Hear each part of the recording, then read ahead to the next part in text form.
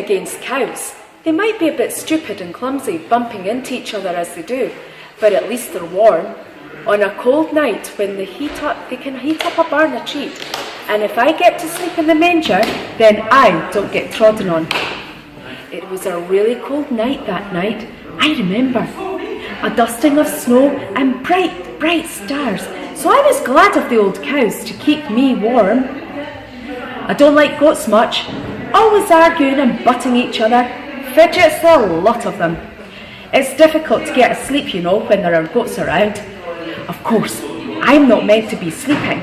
I'm supposed to be catching mice.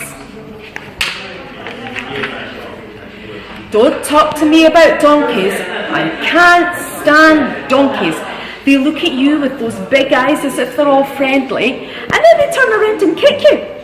You have to watch when there are donkeys around.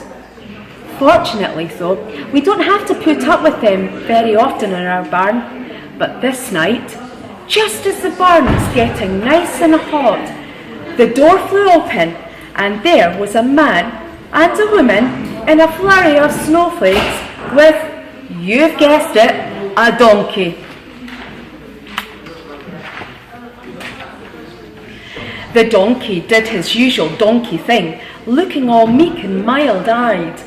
But he wasn't fooling me. I kept out of his way, safe in my manger. The man pulled down some fresh straw down from the loft and made a bed for the woman in the corner furthest from the door. She didn't look too well. She cried out once or twice, but the man hugged her, and the donkey went even more dewy-eyed. I just minded my own business. Then I heard the baby cry. Well, that's all I needed, a crying baby. Well, the cows and the goats were all wide awake now, shuffling about, treading on each other's toes, and then I was tipped out of the manger. Then all the shuffling stopped, and the baby stopped crying. Everything was silent. It was as if the animals held their breath. It was as if the whole world held its breath. And we looked at the baby, and the baby looked at us.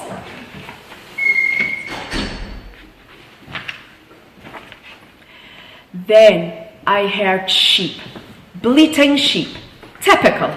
Of all the stupid animals in the world, sheep can be relied upon to be the most stupid.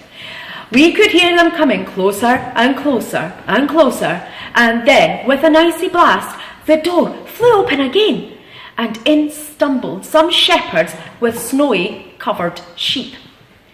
The shepherds knelt on the mud floor and talked to the man and the baby and the woman, smiling at the baby. The camels, well, they were the last straw. They're as clumsy as cows, but they've got much bigger feet and bad tempers and bad breath, and they spit, and there were 3 of them. Enormous they were.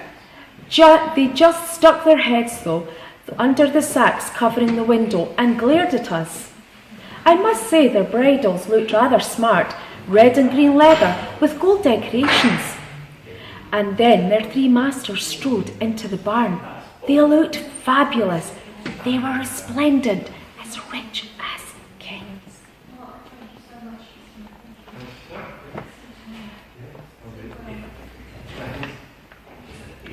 They knelt with the shepherds.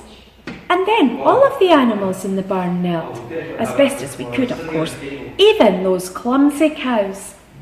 Above, I could see the chickens and the doves silent in the rafters. And when I looked behind me, I saw rows and rows of mice. Mice behind me! Their beady little eyes flickering from me to the baby and then back again. Just this once, I thought, and I turned my gaze back to the baby.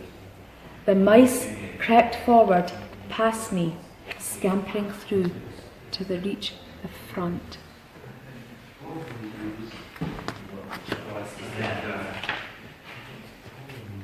It all seems quite long ago now.